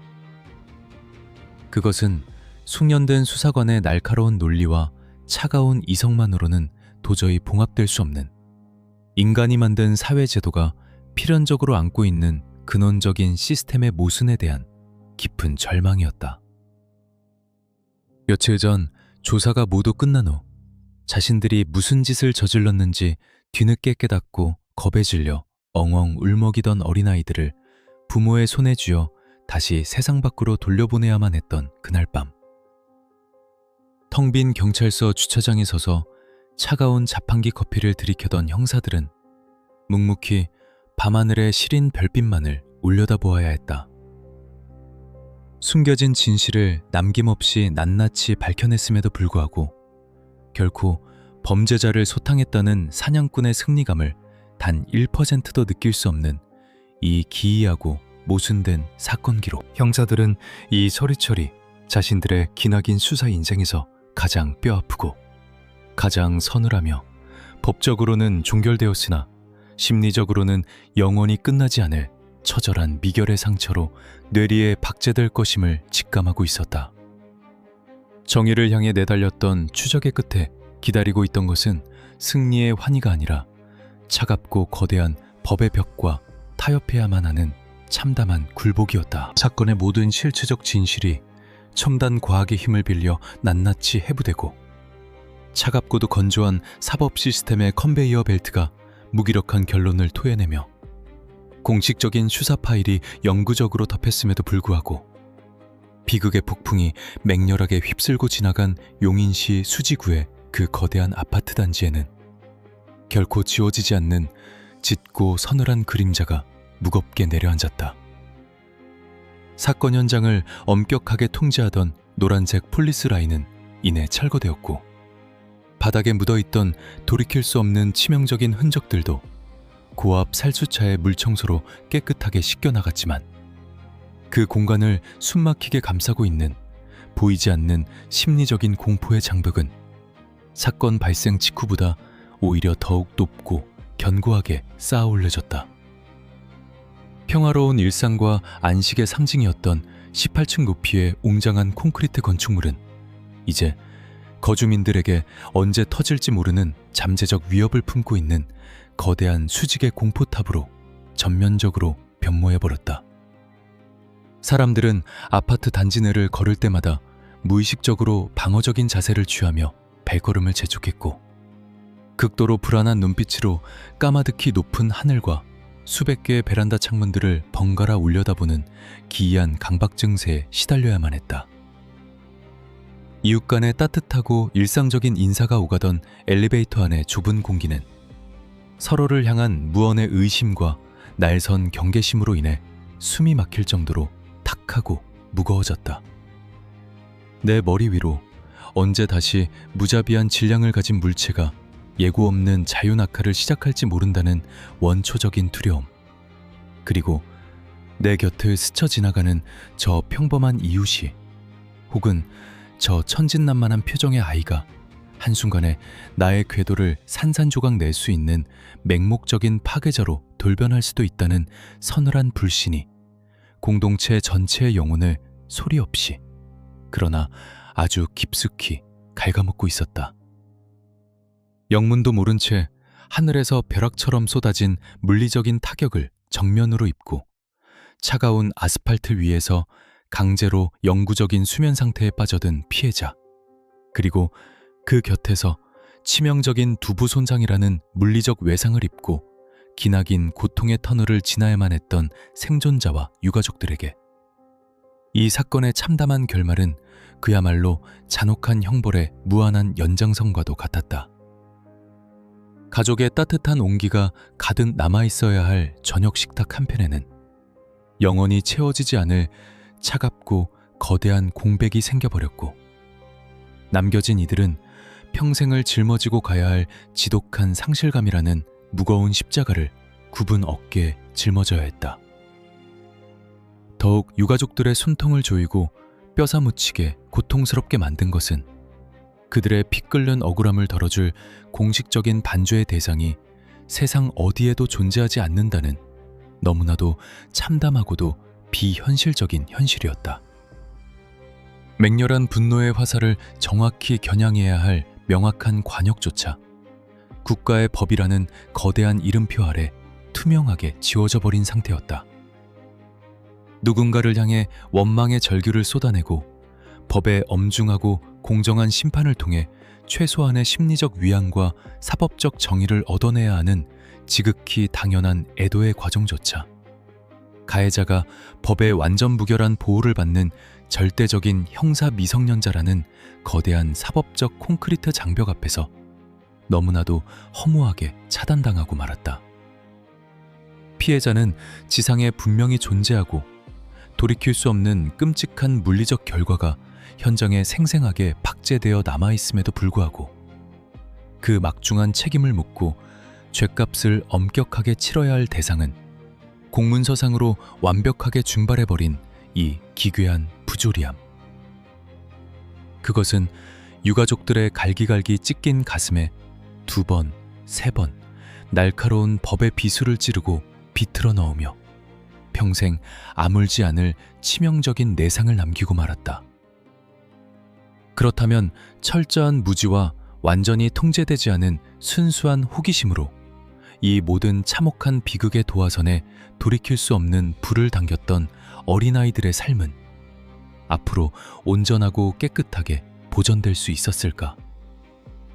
비록 대한민국의 굳건한 사법 시스템이 그들에게 아무런 법적인 전과 기록이나 물리적인 구속이라는 무거운 족쇄를 채우지는 않았을지언정 그 미성숙하고 어린 영혼들이 남은 평생 짊어져야 할 보이지 않는 윤리적, 심리적 형벌의 무게는 결코 가볍지 않았다. 아이들은 자신들이 무심코 소나귀에서 밀어내어 허공으로 놓아버린 잿빛 돌덩어리가 무자비한 중력 가속도와 결합하여 얼마나 끔찍하고 파괴절이 결과값을 지상에서 도출해냈는지, 그 참혹한 인과관계의 피가 흐르는 무게를 사건 이후 폭발하는 사회적 파장과 경찰 조사를 통해 너무나도 잔혹한 방식으로 강제 학습해야만 했다. 누군가의 호흡을 영원히 정지시키고 한 가정의 우주를 무너뜨렸다는 성인조차 제정신으로 감당하기 벅찬 그 거대하고 끔찍한 원죄의 기억은 아이들의 무의식 가장 깊고 어두운 곳에 또아리를 들고 평생을 벗어날 수 없는 그림자처럼 따라다닐 것이 자명했다. 앞으로의 기나긴 성장 과정에서 문득문득 높은 곳의 가장자리에 설 때마다, 혹은 길가에 굴러다니는 차가운 시멘트 벽돌 조각을 마주할 때마다, 그날 18층 옥상에서 매섭게 불어오던 서늘한 가을바람의 촉감과 지상에서 아득하게 메아리쳐 올라오던 둔탁하고도 소름 끼치는 파여름의 환청이 끔찍한 악몽이 되어 그들의 발목을 강하게 움켜쥘 것이다. 차가운 법의 심판대는 아슬아슬하게 비껴갔지만 스스로가 만들어낸 지독한 죄책감과 트라우마라는 보이지 않는 내면의 독방 속에서 그들은 영원히 갇혀 지내야 하는, 어쩌면 법정 최고형보다도 더욱 가혹한 심리적 무기징역을 이미 선고받은 것이나 다름없었다. 이 서늘하고도 충격적인 미스터리 사건은 단순히 한 수도권 아파트 단지의 국지적인 비극을 넘어 대한민국이라는 거대한 콘크리트 정글 속에서 위태롭게 살아가는 현대 도시의 수많은 군상들에게 건축 설계와 일상적 안전관리에 대한 뼈아픈 각성을 강제하는 매우 강력한 사회적 기폭제가 되었다. 사건이 미디어를 통해 연일 대서특필된 이후 전국의 수많은 초고층 아파트와 주상복합 건물 관리 주체들은 마치 전염병을 막듯 서둘러 보안 시스템의 전면적이고도 대대적인 개편 작업에 맹렬히 도입했다. 평소 누구나 마음만 먹으면 쉽게 밀고 들어갈 수 있었던 옥상 출입문은 평상시에는 굳게 잠겨 있다가 화재나 비상사태 발생 시에만 중앙 소방 연동 시스템에 의해 자동으로 개방되는 최첨단 전자식 자동 개폐 장치로 전면 교체되었다. 옥상 외곽을 둘러싼 난간의 높이는 물리적으로 어떤 물건도 쉽게 밖으로 던지기 힘들도록 성인의 키를 훌쩍 넘는 수준으로 상향 조정되었고, 건물의 최상층부와 그동안 방치되었던 외곽의 시야 사각지대를 맹렬하게 노려보는 고해상도 렌즈를 장착한 지능형 감시 카메라들이 거미줄처럼 촘촘하고 기괴하게 건물 외벽을 타고 추가 설치되었다. 또한 미지의 상공에서 날아오는 불특정한 투사체로부터 지상의 보행자들을 안전하게 방어하기 위해 아파트 1층 현관 입구와 주요 단지 내 통행로 상단에 특수 강화유리나 질긴 금속 그물망으로 제작된 견고한 안전방어막 구조물을 덧대는 보강 작업이 유행처럼 번져나갔다. 이 모든 즉각적인 물리적, 건축적 변화들은 결국 거주민들의 선의와 평범한 상식에만 의존하던 기존의 안일하고 무책임한 통제 방식이 한순간에 예기치 못한 우발적 변수 앞에서 얼마나 종이장처럼 무력하게 붕괴할 수 있는지를 처절하게 증명하는 서늘한 반성문이었다. 동시에 그것은 하늘의 공포로부터 스스로를 방어하기 위해 지상에 웅크린 채 위를 향해 쌓아 올린 또 다른 형태의 삭막한 콘크리트 방패에 불과했다. 수십 건에 달하는 방대하고도 무거운 수사 기록을 종이박스에 담아 경찰서 지하 문서 보관실의 깊고 어두운 심연 속으로 무기력하게 밀어넣으며 사건을 처음부터 끝까지 지휘하고 파헤쳤던 강력팀 베테랑 형사들은 수사관 인생에 결코 지울 수 없는 깊고도 서늘한 철학적 딜레마에 완전히 빠져들었다. 그들은 젊은 시절부터 평생을 피비린내 나는 어두운 골목길과 음습한 범죄의 현장을 밤낮 없이 누비며 선량한 사회에 기생하여 살아가는 악독하고 교활한 범죄자들과 숨막히는 두뇌 싸움과 추격전을 벌여온 노련한 사냥꾼들이었다.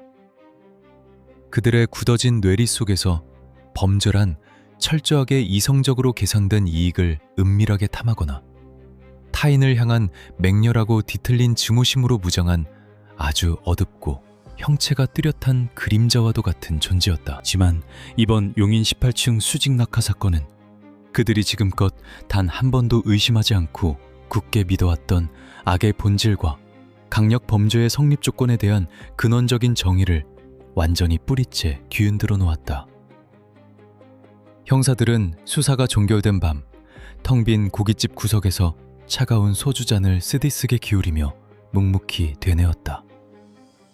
세상을 향해 내리꽂히는 가장 끔찍하고 파괴적인 치명적인 일격은 때로는 악마적인 본성이나 잔혹하게 벼려진 의도에서 비롯되는 것이 아닐 수도 있다는 끔찍한 진실을 말이다. 한 줌의 검은 아기조차 섞이지 않은 티 없이 맑은 아이들의 순진무구함, 상황을 올바르게 통제해야 할 어른들의 무관심과 방치, 그리고 가속도라는 냉혹하고 맹목적인 물리학의 법칙이 18층이라는 거대한 고층 아파트라는 현대 도시의 특수한 수직적 공간적 배경과 치명적으로 결합하는 바로 그 불운한 찰나의 순간. 평화롭던 우리의 일상은 그 어떤 치밀한 연쇄 강력범죄보다도 더 끔찍하고 완벽한 형태의 재앙으로 일순간에 돌변할 수 있다는 서늘하고도 잔인한 진리를 뼛속 깊이 새기게 된 것이다. 그것은 범죄를 저지른 악당이 명확하게 존재하지 않는 완벽하고도 기괴한 비극이었고, 동시에 어른들이 만들어낸 시스템과 우리 사회 전체가 그 거대한 비극의 구조적인 공범일지도 모른다는 강력반 형사들의 뼈아픈 자백과도 같았다. 법이라는 이름의 차가운 금속 저울은 끝내 이 무거운 사건의 물리적, 도덕적 무게를 제대로 달아내지 못한 채 무기력하게 멈춰섰지만 18층 아득한 하늘에서 무자비하게 쏟아져 내린 그 잿빛 돌덩어리가 대한민국 사회라는 거대한 호수 한가운데에 던진 거센 파문은 여전히 진행형으로 남아 우리의 양심과 낡은 사법제도를 짓누르고 있다. 정의의 피할 수 없는 한계와 인간 이성의 아득한 맹점, 그리고 우리가 매일 잠드는 수직의 밀실을 품고 있는 잠재적이고 치명적인 위험성을 그 어떤 범죄 심리학 교과서보다 잔혹하게 가르쳐준 사건. 끝내 수갑을 채우지 못한 용인 아파트 수직 낙하 사건에 대한 형사들의 지독한 추적 기록은 여기까지다. 이처럼 평온한 일상의 이면에서 은밀하게 벌어지는 숨막히는 수사관들의 집요한 추적 기록과 피 묻은 차가운 증거들이 쏟아내는 묵직하고 서늘한 진실의 여정을 끝까지 함께하고 싶으시다면 지금 바로 채널 구독과 좋아요, 그리고 알림 설정을 꼭 눌러주시기 바랍니다. 다음 시간에도 여러분의 등골을 오싹하게 만들 누구도 예상치 못한 또 다른 미제 사건의 두꺼운 조서 파일을 들고 다시 어둠 속에서 찾아오겠습니다. 형사들의 시선으로 분석해주기를 원하는 사건이 있다면 언제든 댓글창에 여러분의 목소리를 남겨주십시오. 끝까지 시청해주셔서 감사합니다.